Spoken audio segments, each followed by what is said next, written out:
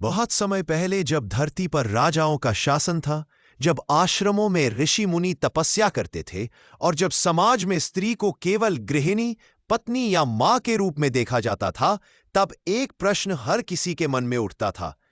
क्या स्त्री के पास भी वैसी ही शक्ति है जैसी ऋषि मुनि तत्से प्राप्त करते हैं? क्या उसके भीतर भी ब्रह्मचर्य की ऊर्जा छिपी है जो संसार का रूप बदल सकती है? लोगों का उत्तर अक्सर यही होता, स्त्री की शक्ति तो केवल स्नेह, करुणा और पालन में है। असली तपस्या और ब्रह्मचर्य का मार्ग तो पुरुषों का है। परंतु सत्य तो कुछ और ही था, क्योंकि ब्रह्मचर्य कोई लिंग पर निर्भर नहीं होता। यह तो आत्मा का नियम है, मन की दृढ़ता है, जीवन की ऊर्जा को साधने का एक अद्भुत मार्ग है। इस कथा की नायिका थी अदिति, एक साधारण कन्या पर असाधारण संकल्प से भरी। अदिति का जन्म एक छोटे से ग्राम में हुआ था। उसके पिता किसान थे और माता धर्मपरायण, परंपराओं का पालन करने वाली स्त्री। बचपन से ही अदिति ने सुना था, नारी तो बस परिवार के लिए जन्म लेती है, उसकी सबसे बड़ी शक्ति उसकी सुंदरता और मातृत्व है। परंतु अदिति के मन में एक प्रश्न हमेशा उठता था, अगर ईश्वर ने मुझे मन दिया है, आत्मा दी है, तो क्या मैं अपने जीवन को सिर्फ सीमाओं में ही जीऊं? क्या मेरे भीतर छिपी शक्ति कभी प्रकट नहीं हो सकती? वह जब भी गंगा किनारे जाती, साधुओं और ऋषियों को देखती, उनके तेजस्वी नेत्रों को देखती, तब उसके मन में एक आकांक्षा जाग उठती, क्या मैं भी ऐसा तेज पा सकती हूं? क्या मैं भी आत्मबल से वह सब कर सकती हूं जो असंभव लगता है? अदिति के विचारों पर गांव वाले हंसते, लड़कियां तपस्या थोड़ी ही करती है, उनके हाथों में तो बस चूड़ियां अच्छी लगती है, किताबें या जपमाला नहीं। कुछ लोग कहते, अदिति पागल हो गई है, ये क्या ब्रह्मचर्य की बातें करती है? स्त्री का ब्रह्मचर्य कहाँ सुना गया है? पर अदिति ने इन तानों को कभी अपने मन पर हावी नहीं होने दिया। उसने अपने जीवन का लक्ष्य बना लिया, मैं सिद्ध करके दिखाऊंगी कि स्त्री की असली राजशक्ति उसकी सुंदरता या आकर्षण में नहीं, बल्कि उसके ब्रह्मचर्य और आत्मसंयम में छिपी है। रात को जब गांव सो जाता, अदिति अपने कक्ष में दीपक जलाती और योगासन करती। वह प्राणायाम से अपनी श्वास को नियंत्रित करती, मंत्र जाप करती और अपने विचारों को एकाग्र करती। धीरे धीरे उसने अपने भीतर एक अद्भुत शांति का अनुभव करना शुरू किया। उसने निश्चय किया, मैं विवाह नहीं करूंगी, मैं अपने जीवन को ब्रह्मचर्य की साधना में लगाऊंगी। अगर पुरुष अपनी ऊर्जा को तपस्या में बदलकर ऋषि और योगी बन सकते हैं, तो स्त्री क्यों नहीं? पर प्रकृति हर साधक की परीक्षा लेती है। अदिति को भी तरह तरह की कठिनाइयों का सामना करना पड़ा। कभी परिवार दबाव डालता कि अब तेरी उम्र हो गई है, तुझे विवाह करना ही होगा। कभी समाज कहता, तू परिवार की इज्जत मिट्टी में मिला रही है। और कभी उसका मन स्वयं उसे परखता, आकर्षण, भावनाएं, मोह उसे बार बार डगमगाने पर मजबूर करते। लेकिन अदिति ने अपने मन को समझाया, सच्ची शक्ति वही है जो प्रलोभनों के बीच भी अडिग रहे। अगर मैं इन इच्छाओं को जीत पाई, तभी जान पाऊंगी कि मेरी आत्मा कितनी प्रखर है। साल दर साल अदिति साधना करती रही। धीरे धीरे उसके चेहरे पर तेज आने लगा, उसकी आंखों में गहरी दृढ़ता झलकने लगी। लोग कहते थे, अरे यह तो अब साध्वी जैसी दिखने लगी है। अदिति के भीतर अब एक अद्भुत ऊर्जा जाग उठी थी। वह जब भी ध्यान करती तो उसे ऐसा लगता मानो उसके भीतर सूर्य का प्रकाश फैल रहा है। परंतु कहानी यही समाप्त नहीं होती। यह तो सिर्फ शुरुआत है, क्योंकि आने वाला समय अदिति को ऐसे मार्ग पर ले जाएगा जहां उसे सिद्ध करना होगा कि एक स्त्री अगर ब्रह्मचर्य को अपना ले तो वह धरती, आकाश और अग्नि सबको अपने वश में कर सकती है। अदिति अब साधारण गांव की लड़की नहीं रही थी। उसके भीतर कुछ ऐसा था जो उसे भी महसूस होने लगा था, एक अनजानी शक्ति, एक असाधारण प्रकाश जो धीरे धीरे उसकी आत्मा से प्रकट हो रहा था। एक दिन उसने निश्चय किया, अब मुझे इस ग्राम से बाहर जाकर एकांत साधना करनी होगी, क्योंकि यहाँ के लोग मेरी साधना को समझ नहीं पा रहे हैं। अगर मुझे अपनी शक्ति को जानना है तो मुझे प्रकृति की गोद में जाना होगा। और फिर वह गंगा तट से लगे घने वन में चली गई। वहां उसने एक छोटा सा कुटीर बनाया। दिन रात वही उसका आश्रम बन गया। अब उसका जीवन सरल था। प्रातःकाल नदी में स्नान, दोपहर में ध्यान और प्राणायाम, रात्रि में जप और मौन साधना। अदिति के तप का सबसे बड़ा आधार था ब्रह्मचर्य। वह अपनी ऊर्जा को व्यर्थ नहीं गंवाती। जहां सामान्य लोग इच्छाओं और मोह माया में बिखर जाते हैं, वहां अदिति अपनी सारी शक्ति को भीतर समेटकर साधना में लगा देती थी। उसका विश्वास था ब्रह्मचर्य केवल देह का नहीं, बल्कि मन, वाणी और विचारों का भी होता है। इसीलिए उसने अपने विचारों को शुद्ध किया, बोले गए प्रत्येक शब्द को संयमित किया और अपने मन को इच्छाओं से परे ले जाने का प्रयास किया। धीरे धीरे प्रकृति भी उसकी साधना में सहयोग करने लगी। जब वह ध्यान में बैठती तो हवा बिल्कुल स्थिर हो जाती। पक्षी आकर उसके पास बैठते और बिना चहचहाए उसे निहारते। रात को चांदनी उसके कुटीर पर ऐसे बरसती जैसे वह भी उसकी साधना का हिस्सा बन गई हो। गांव वाले अब उसके बारे में चर्चा करने लगे। वह कन्या अब साध्वी बन चुकी है। उसके चारों ओर एक दिव्य आभा है। एक बार गांव में भीषण अकाल पड़ा। धरती सूख गई, कुएं खाली हो गए और लोग प्यास से तड़पने लगे। गांव के बुजुर्ग अदिति के पास गए और बोले, बेटी, तू साध्वी है, अगर तेरे पास कोई शक्ति है तो हमारी मदद कर। अदिति ने उनकी पीड़ा देखी। वह गंगा तट पर गई, ध्यान में बैठी और अपनी सारी ऊर्जा को एक संकल्प में बांध दिया। उसने प्रार्थना की, हे प्रकृति माता, यदि मेरी साधना सच्ची है तो इस गांव की प्यास बुझा दो। और अद्भुत घटना घटी। कुछ ही घंटों में बादल घिर आए, तेज वर्षा होने लगी, सूखी धरती हरी हो गई, तालाब और कुएं भर गए। गांव वाले चकित रह गए। यह तो साधारण स्त्री नहीं रही, यह तो तपस्विनी है। इसका ब्रह्मचर्य और साधना सचमुच आकाश को भी झुका सकती है। यह तो बस शुरुआत थी। सच्ची शक्ति तभी मिलती है जब साधक अपने अंतरतम के शत्रुओं को हराए। और अदिति का सबसे बड़ा शत्रु था उसका मन। रात के अंधेरे में जब वो अकेली होती तो उसके भीतर इच्छाएं और पुराने संस्कार जाग उठते। कभी उसे लगता, काश मैंने सामान्य जीवन चुना होता, परिवार होता, बच्चे होते, जीवन आसान होता। लेकिन फिर उसका आत्मबल कहता, तेरा मार्ग साधारण नहीं है। तू उस शक्ति की खोज में है जिसे पाने के बाद स्त्री भी देवी बन जाती है। एक रात वह गहन ध्यान में बैठी थी। अचानक उसे लगा कि उसका शरीर हल्का हो गया है। वह अपने देह से परे उठ रही है। उसकी आत्मा मानो आकाश में उड़ रही थी। उसने अनुभव किया कि उसके भीतर की इच्छाएं अब शून्य हो रही है। उसकी ऊर्जा प्रकाश में बदल रही है और वह स्वयं से कह रही है, मैं केवल एक स्त्री नहीं हूं, मैं वह शक्ति हूं जिससे ब्रह्मांड चल रहा है। मैं वही आदि शक्ति हूं जिसका रूप कभी दुर्गा, कभी सरस्वती, कभी लक्ष्मी बनकर प्रकट होता है। अब अदिति साध्वी से अधिक बन चुकी थी। उसकी आंखों में अब ऐसा तेज था कि लोग उसे देखते ही श्रद्धा से झुक जाते। पर असली परीक्षा अभी बाकी थी, क्योंकि उसकी शक्ति को परखने के लिए संसार जल्द ही एक बड़ी चुनौती उसके सामने लाने वाला था। राजमहल का निमंत्रण और एक कठिन युद्ध, जहां उसे सिद्ध करना होगा कि स्त्री की राजशक्ति केवल भावनाओं की नहीं, बल्कि समूचे जब को संभालने की क्षमता है। गांव में बरसों से चर्चा थी कि अदिति अब साधारण कन्या नहीं रही।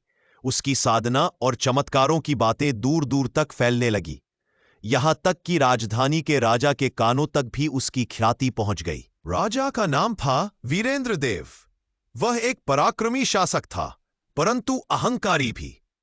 राजा का विश्वास था कि शक्ति केवल तलवार और सेना में होती है। स्त्रियां चाहे कितनी भी साधना कर लें, वे पुरुषों की बराबरी कभी नहीं कर सकती। एक दिन राजा ने अपने दूत को अदिति के पास भेजा। दूत ने कहा, महाराज ने तुम्हारी चर्चा सुनी है। वह जानना चाहते हैं कि क्या सचमुच तुम में इतनी शक्ति है। इसीलिए महाराज ने आदेश दिया है कि तुम राजमहल आए और अपनी शक्ति का प्रमाण दो। गांव वाले डर गए। वे बोले, बेटी तू मत जा, राजा तेरा अपमान करेगा। वह तुझे परखेगा और शायद तुझे नुकसान भी पहुंचा सकता है। पर अदिति ने शांत स्वर में कहा, अगर मेरी साधना सच्ची है तो मुझे किसी से भय नहीं।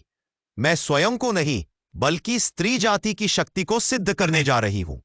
अदिति जब राजमहल पहुंची तो राजसभा में चारों ओर भव्यता थी। राजा अपने सिंहासन पर बैठा था। मंत्री, सैनिक और दरबारी सभी उसकी ओर देख रहे थे। राजा ने मुस्कुराकर कहा, तो तू वही कन्या है जिसकी साधना की चर्चा दूर दूर तक हो रही है। मैं देखना चाहता हूं कि स्त्री की यह तथाकथित शक्ति आखिर क्या है। अदिति ने शांत स्वर में उत्तर दिया, महाराज, शक्ति केवल युद्ध और साम्राज्य चलाने में नहीं है। असली शक्ति आत्मसंयम, ब्रह्मचर्य और आत्मज्ञान में है। स्त्री जब अपने भीतर की ऊर्जा को जागृत कर लेती है तो वह केवल गृहिणी या रानी नहीं रहती, बल्कि आदिशक्ति का स्वरूप बन जाती है। राजा ने हंसकर कहा, अच्छा, तो फिर मेरी परीक्षाएं पार कर दिखाओ। अगर तुम सफल हुई तो मैं मान लूंगा कि स्त्री की शक्ति सचमुच अद्वितीय है। उसने 3 परीक्षाएं रखी। बल की परीक्षा। राजा ने अपने सबसे बलवान योद्धा को अदिति के सामने खड़ा किया। उस योद्धा ने हाथों से पत्थर तोड़ डाले और कहा, अगर तुझमें शक्ति है तो मुझे रोक कर दिखा। अदिति ने न तो हथियार उठाया न बल प्रयोग किया। उसने ध्यान लगाया, अपनी प्राण शक्ति को केंद्रित किया और बस अपनी दृष्टि योद्धा पर डाल दी। अचानक योद्धा का शरीर कांपने लगा। वह घुटनों के बल गिर पड़ा और बोला, यह साध्वी बल से नहीं, आत्मशक्ति से विजयी हुई है। राजा स्तब्ध रह गया। ज्ञान की परीक्षा। फिर राजा ने अपने विद्वान पंडितों को बुलाया। उन्होंने कठिन वेद मंत्रों और दार्शनिक प्रश्नों की वर्षा कर दी, पर अदिति ने एक एक प्रश्न का उत्तर सरल और स्पष्ट भाषा में दिया। उसने कहा, सच्चा ज्ञान वही है जो केवल पुस्तकों में नहीं बल्कि जीवन में उतरे और मन को शुद्ध करे। विद्वान पंडित नतमस्तक हो गए। संयम की परीक्षा। अब राजा ने सोचा, शायद इसे वासना और आकर्षण से विचलित किया जा सकता है। उसने अपने दरबार की सुंदरियों को आदेश दिया कि अदिति को मोहित करने का प्रयास करें। पर अदिति ने आंखें मूंद ली और कहा, जिसने अपने मन को जीत लिया उसे कोई मोह, कोई आकर्षण विचलित नहीं कर सकता। स्त्री की असली राजशक्ति उसकी सुंदरता में नहीं बल्कि उसके ब्रह्मचर्य और आत्मबल में है। और उस क्षण वहां उपस्थित हर व्यक्ति ने उसकी आंखों में एक दिव्य प्रकाश देखा, मानो वह अब केवल अदिति नहीं बल्कि आदिशक्ति का प्रतिरूप बन गई हो। राजा का अहंकार टूट गया। वह सिंहासन से उतर आया और अदिति के चरणों में झुक गया। उसने कहा, आज मैंने जान लिया कि असली शक्ति तलवार या सेना में नहीं बल्कि संयम, आत्मज्ञान और ब्रह्मचर्य में है। तुम्हारे भीतर जो तेज है वह किसी देवी से कम नहीं। अदिति ने उत्तर दिया, महाराज, यह मेरी नहीं, हर स्त्री की शक्ति है। बस आवश्यकता है उसे जगाने की। जब स्त्री अपनी आत्मशक्ति को पहचान लेगी तो संसार का कोई भी बल उसके सामने टिक नहीं पाएगा। अब अदिति केवल गांव की कन्या या साध्वी नहीं रही, वह पूरे राज्य की प्रेरणा बन चुकी थी। लोग उसे देवी अदिति कहकर पुकारने लगे। पर यह अंत नहीं था, क्योंकि अब उसकी साधना उसे एक और ऊंचे मार्ग पर ले जाने वाली थी, जहां उसे सिद्ध करना था कि स्त्री की राजशक्ति केवल समाज या राज्य तक नहीं बल्कि पूरे ब्रह्मांड के नियमों को भी प्रभावित कर सकती है। राजमहल की परीक्षा ने अदिति को केवल राज्य भर में ही नहीं बल्कि दूर दूर तक प्रसिद्ध कर दिया। अब लोग उसे देवी स्वरूपा अदिति कहकर पुकारने लगे। गांव की साधारण अन्या अब आध्यात्मिक प्रकाश स्तंभ बन चुकी थी। लेकिन अदिति जानती थी कि यह तो बस शुरुआत है, उसकी असली साधना अभी बाकी थी। वह सोचती, जब तक मेरी शक्ति केवल मनुष्यों की सेवा में है तब तक वह अपूर्ण है। मुझे इसे इतना व्यापक बनाना होगा कि यह संपूर्ण सृष्टि और प्रकृति को संतुलित कर सके। एक रात अदिति गहरे ध्यान में थी। अचानक उसे ऐसा अनुभव हुआ मानो आकाश से कोई पुकार रहा हो। एक दिव्य आवाज गूंजी, अदिति, तेरी साधना अब इस धरती से आगे बढ़ चुकी है। अब तुझे उस शक्ति को पहचानना होगा जो न केवल इंसानों बल्कि स्वयं ब्रह्मांड के संतुलन की धुरी है। अदिति ने आंखें खोली। उसकी दृष्टि तारे, चांद और आकाश की ओर थी। उसे महसूस हुआ कि उसका अस्तित्व अब केवल पृथ्वी तक सीमित नहीं रहा बल्कि अनंत आकाश में फैल चुका है। अब उसने अपना साधना पथ और कठिन बना दिया। वह कई कई दिन तक मौन व्रत रखती, कभी केवल जल ग्रहण करती तो कभी केवल ध्यान में ही रहती। उसने अपनी हर सांस को प्राण शक्ति में बदलना सीख लिया। धीरे धीरे उसके चारों ओर का वातावरण बदलने लगा। जहां उसका ध्यान लगता वहां की हवा सुगंधित हो जाती। जहां वह बैठती वहां पशु पक्षी शांति से उसके पास आकर बैठ जाते। यहां तक कि जंगली जानवर भी उसके सामने आकर विनम्र हो जाते। गांव के लोग कहते, यह तो साध्वी नहीं, अब देवी अवतार है। अचानक राज्य पर एक भयंकर आपदा आ पड़ी। आसमान में ग्रह नक्षत्रों का दुर्लभ योग बना और एक धूमकेतु दिखाई दिया। यह धूमकेतु विनाश का सूचक है। राज्य पर अकाल, महामारी और युद्ध का संकट आने वाला है। राजा भयभीत हो उठा। उसने तुरंत अदिति को बुलाया और कहा, देवी, केवल आप ही इस संकट से हमारी रक्षा कर सकती है। कृपया अपनी शक्ति से इस आपदा को रोकिए। अदिति ने निश्चय किया, अगर यह संकट टलना है तो मुझे अपनी राजशक्ति को पूर्ण रूप से प्रकट करना होगा। वह गंगा तट पर गई। उसने अग्नि प्रज्वलित की और चारों दिशाओं में बैठकर ध्यान साधना आरंभ की। उसके चारों ओर हजारों लोग एकत्रित हो गए। जैसे जैसे वह मंत्र जपने लगी, उसके शरीर से प्रकाश निकलने लगा। उसकी आंखों से तेज किरणें आकाश की ओर जाने लगीं। वह शक्ति इतनी प्रखर थी कि लोग आंखें खोलकर उसे देख नहीं पा रहे थे। अचानक आकाश का धूमकेतु ठहर गया। उसका पथ बदल गया और विनाशकारी संकेत शांत हो गए। लोगों ने देखा अदिति की साधना के आगे झुक गया हो। अब अदिति केवल गांव या राज्य की नायिका नहीं रही, वह सबके लिए जीवित देवी बन गई। लोग कहते हैं, यह वह शक्ति है जो केवल ब्रह्मचर्य और आत्मबल से जन्म लेती है। यह सिद्धि है स्त्री की असली राज्य शक्ति। राजा ने घोषणा की, आज से इस राज्य में स्त्रियों को केवल घर तक सीमित नहीं रखा जाएगा। उन्हें शिक्षा, साधना और शक्ति प्राप्त करने का समान अधिकार होगा, क्योंकि हर स्त्री के भीतर वही राज्य शक्ति है जो अदिति ने प्रकट की। लेकिन अदिति को जात था, अभी उसकी यात्रा समाप्त नहीं हुई है। उसका मार्ग अब उसे संसार से परे परम सत्य और ईश्वर के साक्षात्कार की ओर ले जा रहा था। वह सोचती, जब तक मैं यह न दिखा दूं कि स्त्री की ब्रह्मचर्य शक्ति केवल समाज और ब्रह्मांड को ही नहीं बल्कि स्वयं ईश्वर तक पहुंचने का सेतु है, मेरी साधना अधूरी है। धूमकेतु की आपदा टल जाने के बाद अदिति का तेज और भी बढ़ गया था। अब लोग उसे केवल देवी अदिति ही कहते थे। राजा, प्रजा, ऋषि, यहां तक कि विद्वान भी उसके सामने श्रद्धा से झुकते। पर अदिति का मन अब संसार की प्रशंसा में नहीं अटका। उसका लक्ष्य और ऊंचा था। वह सोचती, यह सब शक्ति, यह चमत्कार अगर केवल धरती तक सीमित है तो यह अधूरा है। मेरा ब्रह्मचर्य और साधना तभी पूर्ण होगी जब मैं स्वयं परमात्मा का साक्षात्कार कर लूं। एक दिन अदिति ने निश्चय किया, अब मैं शरीर और संसार की सीमाओं से परे जाऊंगी। अब मेरी साधना का अंतिम लक्ष्य केवल ईश्वर ही है। वह हिमालय की ओर निकल पड़ी। कठोर पर्वत, बर्फीली हवाएं और निर्जन घाटियां, पर उसकी दृढ़ता अडिग रही। वहां उसने एक गुफा में बैठकर गहन तपस्या आरंभ की। कई दिनों तक उसने अन्न का त्याग किया, केवल जल और ध्यान से जीवित रही। उसकी आंखें बंद, मन स्थिर और आत्मा पूरी तरह ईश्वर में लीन। पर यह राह आसान नहीं थी। जैसे जैसे वह ध्यान में गहराई तक जाती, उसके भीतर अंतिम प्रलोभन जाग उठते। कभी उसे मोहमाया की यादें सताती। कभी वह सोचती, अगर मैंने विवाह किया होता तो क्या होता। कभी मृत्यु का भय उसे हिलाने लगता। लेकिन हर बार उसका आत्मबल कहता, जिसने ब्रह्मचर्य को साध लिया उसके लिए यह सब भ्रम मात्र है। एक रात जब वह ध्यान में लीन थी, अचानक गुफा में दिव्य प्रकाश भर गया। वह प्रकाश इतना प्रखर था कि मानो 1000 सूर्यों का तेज एक साथ प्रकट हो गया हो।